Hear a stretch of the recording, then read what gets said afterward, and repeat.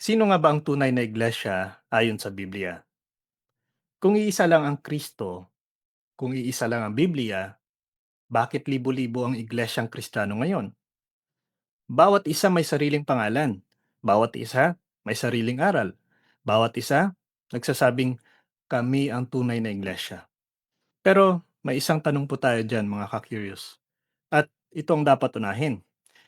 Hindi kung sino ang pinakamalakas magsalita, hindi kung sino ang maraming miyembro, kundi sino ang iglesyang itinatag mismo na Kristo. Dahil hindi po tayo tinawag ni Kristo para mamili lang ng sekta. Tinawag niya tayo para mapabilang sa kanyang iglesia. Maraming sekta ang nagsasabing, hindi mahalaga ang iglesia, basta may relasyon ka lang kay Kristo. Pero salungat po ito sa Biblia. Pakinggan po natin ang sinabi mismo ng ating Panginoong Hesukristo in Matthew 16 verse 18. Ikaw ay Pedro at sa batong ito, itatayo ko ang aking iglesia at hindi ito magagapi ng kapangyarihan ng kamatayan. Pansinin niyo po mga ka-curious, hindi po niya sinabi na mga iglesia. Hindi niya sinabing invisible church. Sinabi po ng ating Panginoong Hesukristo, aking iglesia. At higit po sa lahat, si Kristo ang nagtatag at hindi po tao. Lalong-lalo na, hindi Pilipino. Malinaw po ang sagot ng Biblia. Ephesians chapter 4 verse 4 to 5, iisa ang katawan at iisa ang espiritu. Iisa ang Panginoon, iisa ang pananampalataya, iisa ang bautismo. Hindi po sinabi ni San Pablo na maraming katawan, maraming pananampalataya. Kung isa po ang katawan, alin doon ang tunay? Alin sa mga sekta ang tunay? Ang tanong po ay hindi alin ang mas bago, hindi alin ang mas uso, hindi alin ang mas maingay, kundi alin ang orihinal. Ang tunay po na iglesia, itinatag noong panahon ng mga apostol. Buhay na mula unang siglo pa lang. Tuloy-tuloy ang kasaysayan. Ang tanong po dito, may sekta bang naitatag noong 19th century, 18th century, o even 15th century na pwedeng magsabing sila ang iglesyang itinatag ni Kristo? Wala. Ang simbahang Katolika lamang ang may 2,000 years na tuloy-tuloy ang kasaysayan.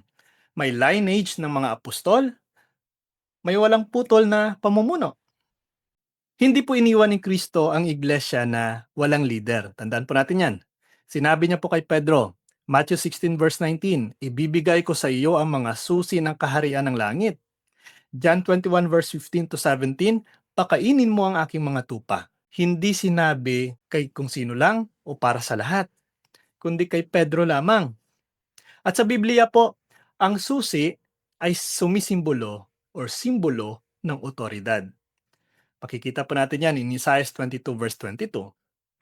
Now, ito po ang pinagmulan ng papacy ng Pope bilang kahalili mismo ni Pedro. Kung walang papa, sino ang nagbabantay ng doktrina?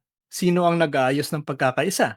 Kaya nga nagkakawatak-watak ang mga sekta dahil mismo sa walang isa na tumatayo na bilang leader na mag-unite sa kanila. Napakahalaga po nito. In 1 Timothy chapter 3 verse 15, ang iglesia ng Diyos na buhay ay haligi at suhay ng katotohanan. Hindi po sinabi na ang Biblia lang o ang pastor lang. Kundi sinabi po ang iglesia. Now, ang tanong po dito mga ka-curious, aling iglesia ang kinikilala ng buong kasaysayan bilang tagapag-ingat ng katotohanan? Isa po ito sa pinakamalakas na patunay po natin. Doon muna tayo sa tanong, bago mabuo ang Biblia, may Kristiyano ba? Yes. Sino ngayon ang nagtipon ng Biblia? Of course, ang simbahang Katolika. Kung mali po ang simbahan, bakit tama ang Biblia na galing sa simbahan? 'Di ba? Hindi po pwedeng tanggapin na ang Biblia ang tanggapin lamang pero itatakwil ang iglesyang nag-ingat nito, nag-compile nito, at nagbigay ng proteksyon para dito. Malinaw po ang turo ni San Pablo. 2 Thessalonians chapter 2 verse 15, panghawakan ninyo ang mga tradisyong itinuro sa inyo sa salita man o sa sulat.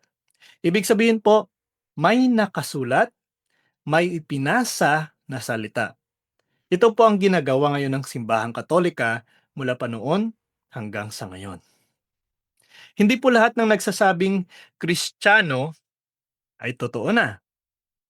Sinasabi nga po in Matthew 7 verse 15, mag-iingat kayo sa mga bulaang propeta.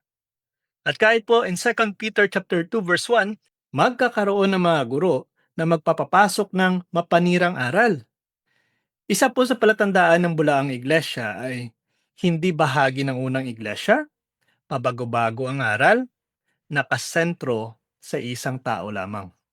Now, ayon po sa Biblia at kasaysayan, ang tunay na iglesia ay itinatag ni Kristo, iisa at hindi hati-hati, may otoridad ng mga apostol, may sakramento, may Eucharistia, may tuloy-tuloy na kasaysayan, hindi nagbabago ng katotohanan.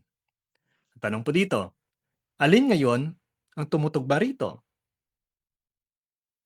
Kaya mga curious, ang tanong po ay hindi, saan ako komportable? Saan mas kunti ang bawal? Ang tanong po dito ay, saan ako inilagay ni Kristo? Dahil malinaw po ang kanyang pangako.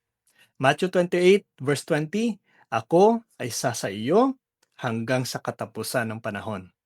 Kung kasama po niya ang kanyang iglesia simula noon, kasama po niya ito hanggang ngayon. Ang iglesyang iyon, of course, malinaw po sa kasaysayan at malinaw po ito sa Biblia, ang simbahang Katolika lamang. Kaya mga ka-curious, manindigan po tayo, mag-aral at ipaglaban po natin ang katotohanan. Follow and share po natin ito. God bless po sa ating lahat. So ayan po mga ka-curious, sanay kapupulatan po natin ito ng aral at kung nagustuhan niyo po ito, please like and share, ibahagi po natin sa mga kakilala po natin and please don't forget to follow and subscribe po ng ating YouTube channel, Mr. Curious Catholic. Muli po, this is Mr. Curious Catholic, kasama po ninyo sa pagtatanggol ng ating simbahan.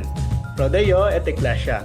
Sa Diyos po ang lahat ng kapurian. Hello mga kapatid, follow and subscribe Mr. Curious Catholic. Marami tayong matutunan, mapupuno po yung ating isipan sa mga katotohanan. Dahil ang katotohanan na magbigay sa atin ng tunay na kalayaan. God bless. Hello mga kapatid, inanyayahan namin kayo, huwag niyong kalimutan mag-subscribe sa kay Bro Dance Oberio, Mr. Curious Catholic. Marami kayong matutunan sa pamamagitan ng pagsubaybay niyan sa pagsagot sa pananampalataya na inaatake ng ating mga kapatid sa iba. Yung pananampalataya, and they are not only attacking the teachings of the Catholic Church, but proselytizing the good numbers of the Catholic. At sa pamamagitan sa pagsunutin niyo nitong Mr. Curious Catholic, Facebook page and YouTube channel, dami ninyong matutunan. Isabuhay natin ang ating matutunan. Pro Deo et Ecclesia.